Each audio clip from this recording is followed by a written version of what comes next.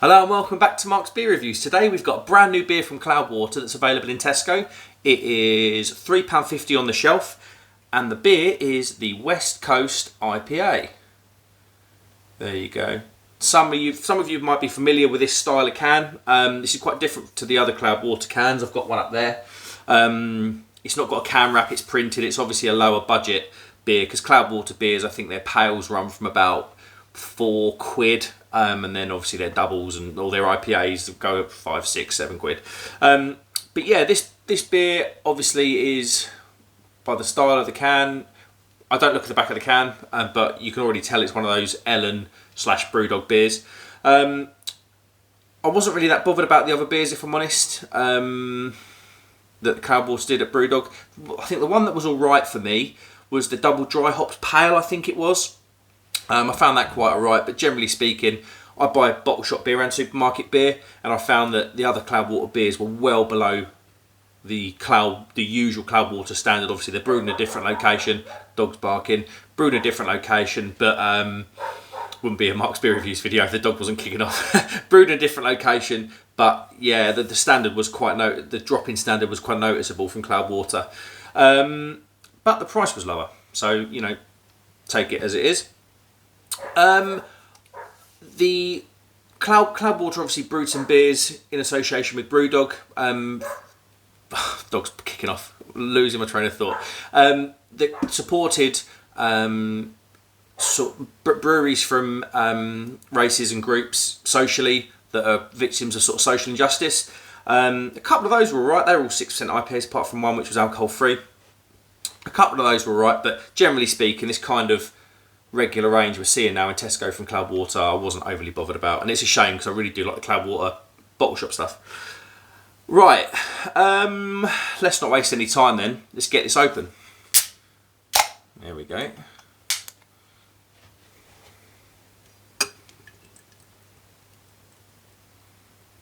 Okay. Looks like a lager.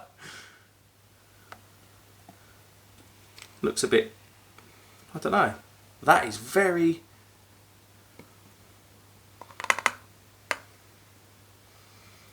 Look at that, just get hair out of the glass. Lovely. That's what you get with living with two border collies. First impressions then, that looks quite, I don't know, looks very bright. It's a straw coloured beer, one finger white head. Don't know.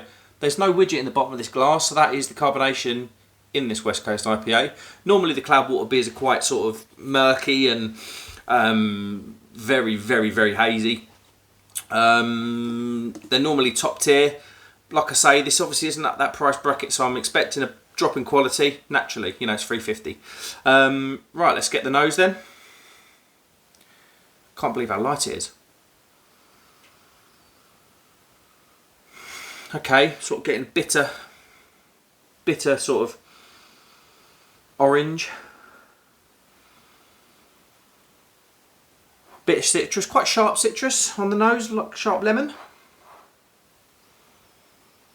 Not overly hoppy, you're not getting that kind of piney resinous sort of smell. Yeah, smells, I think first impressions are, it's definitely got that back. Only sort of right at the back is that kind of typical Brewdog smell. That kind of Brewdog, you know, like all their beers have that kind of smell. Smells alright. Doesn't smell like a normal Cloudwater beer. Normally it's going absolutely potty with scent. But like I say, this is a different strategy from Cloudwater. Are they bubble? Yeah, it's bubbles. It's not can conditioned. Of course it's not, because it's not that kind of beer. Right, let's go in. Cheers everybody.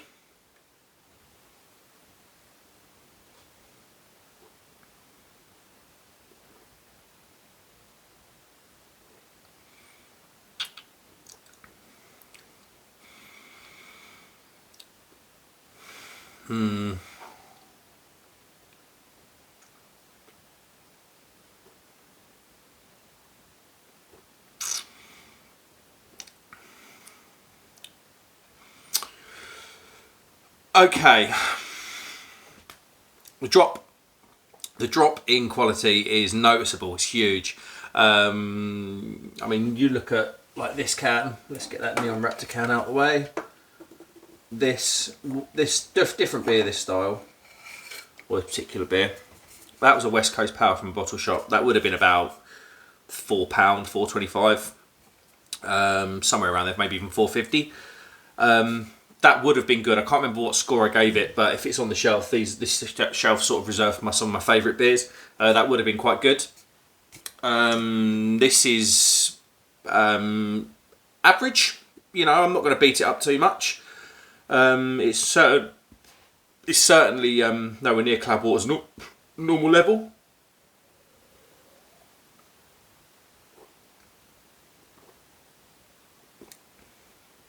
So it's heavily carbonated,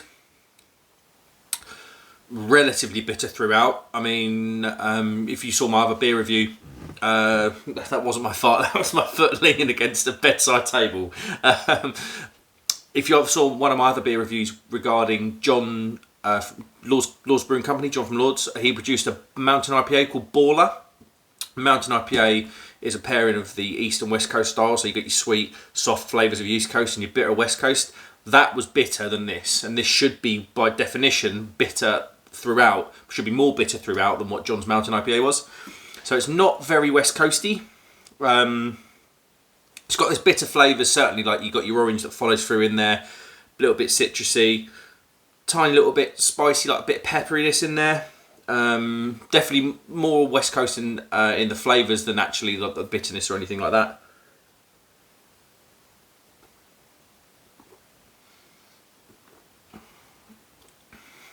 It's definitely got that brewdoggy thing about it, that kind of aftertaste. I don't know, is it sort of metallic? I suppose you could probably say it's a bit metallic. Obviously to do with the water or the treatment of the water. Overall, I think this comes on. I wasn't putting this beer on a pedestal because it's Cloudwater. I knew it wasn't going to be that good. But 350 is quite ballsy, and I don't think that's worth 350. I mean, when you look at some of the vocation stuff that's out there at like 250 now, I mean, if you buy it in multi-packs, it's like £2 a can for 40ml. Is this nearly double the price? Is it nearly double as good? No, actually, it's nowhere. It's not even as good as some of that stuff. I had a chat. It was on Window Beer Reviews with Thomas. Crummy Beard was on there. Scott from Scott and Wander was on there. I believe Alan Mead was on there at that point. Obviously, Window Beer Reviews, Thomas. And we were having a chat, and it was like, can craft be commercial, and vice versa? And is there like this middle ground?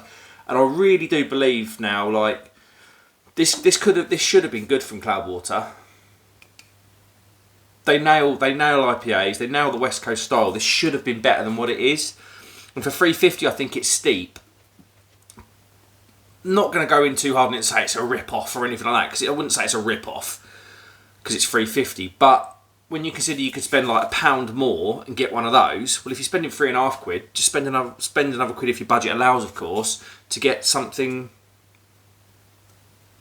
that's going to be miles better.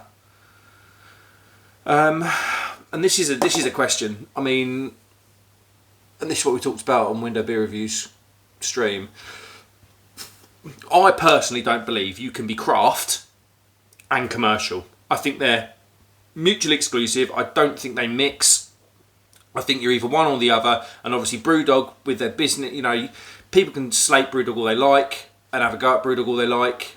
I mean, the money they charge on their beers is a bit of a rip-off, but their business style is absolutely spot on and their business strategy is spot on. Look where they are. Like, is it wrong to be like that? Maybe if you're ripping people off, I don't know. But they were craft, and when they first came on the scene, and then they slowly went to commercial. And you cannot call Brewdog craft now. I had a £8-9 stout. It's beer reviews on my channel, and it was nowhere near the level of that stout, which was £8 or £9.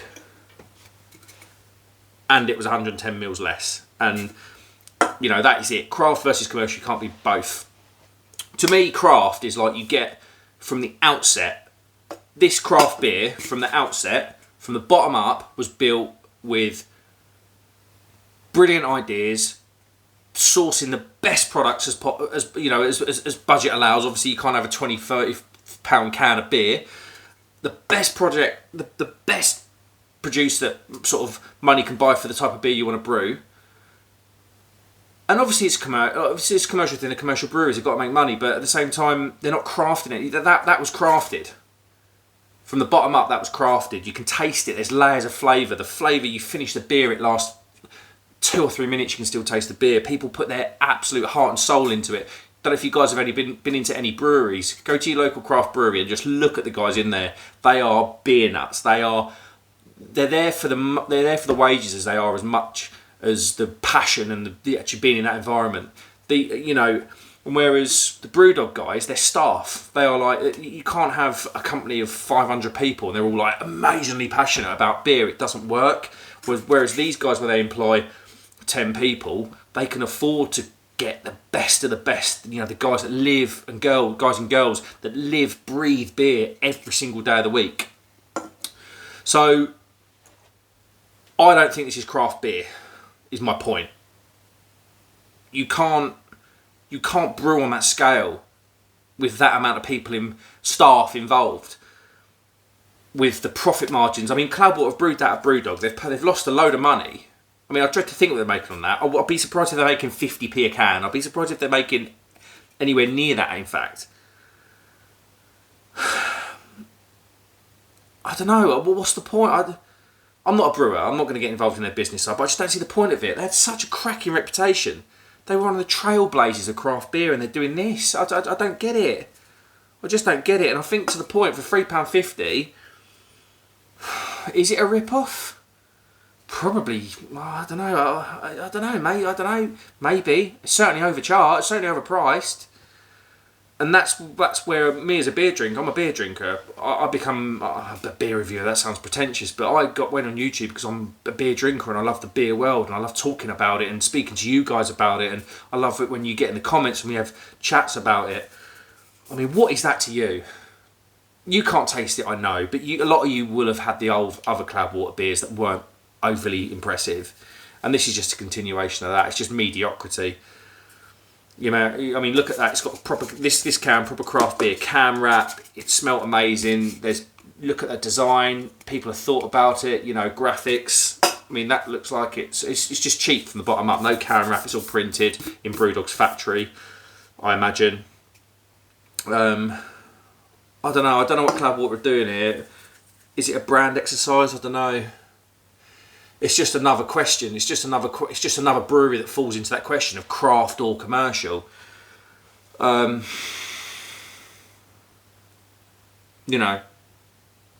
don't know. It must be money making. I'm a one-man band electrical company. These guys are going to have way more business sense than me, and who am I actually to question what they do?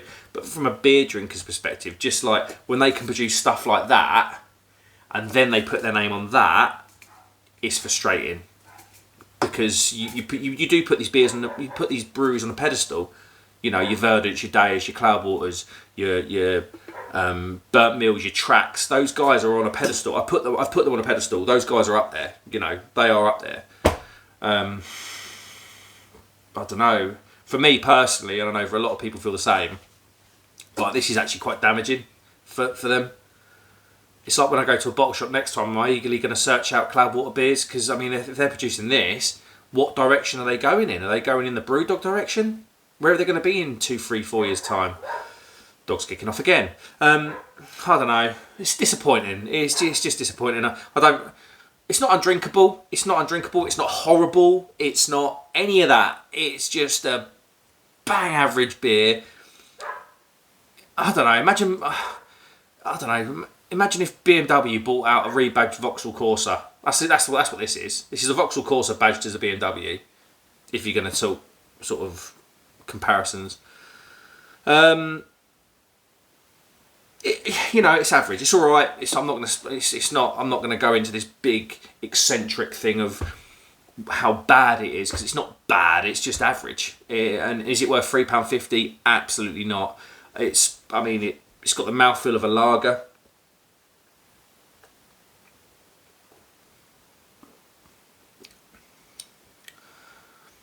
And it's a bit bitter. Peppery, orangey, bit of lemon in there. bitter fruits. Not overly hoppy at all. No lingering bitterness. It's not overly bitter at the back end. John's Baller Mountain IPA, where is it? There it is. That was more bitter than this. And this is a hybrid style of beer. Yeah, it's just as average as you're going to get. It's not undrinkable. Would I buy it again? Not for £3.50. If they lowered it to the other beer level, other prices of those beers in that style, like £2.50, I don't know, maybe. If it was, but there's better things on the shelf. If you know, don't know. It's just, I mean, it might even be. Someone correct me. This could be. I mean, my Tesco's is rubbish near me for beer. This could be the only West Coast beer on the shelf. And that might be its saving grace, and that might be where it sells. But I think once people get the gist of it, I just don't think they'll bother. I don't think they'll bother with it. Right, rating then.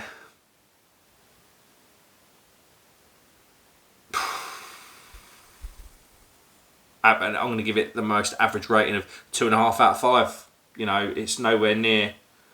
But equally, it's not undrinkable. I've seen, you know, there's some guys out there that have gone really, really hard on these beers. I don't think it's. I don't know. I don't think it's terrible. It's not terrible beer.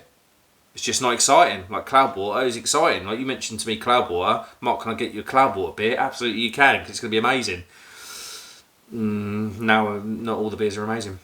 Yeah, 2.5 out of 5, guys. Sorry to be a bit somber, but yeah, I think it needs to be said. In my opinion, you cannot be craft and commercial, and that is an absolute example of it. Cheers, guys. Have a good one. I'll see you on the next video. Lovely.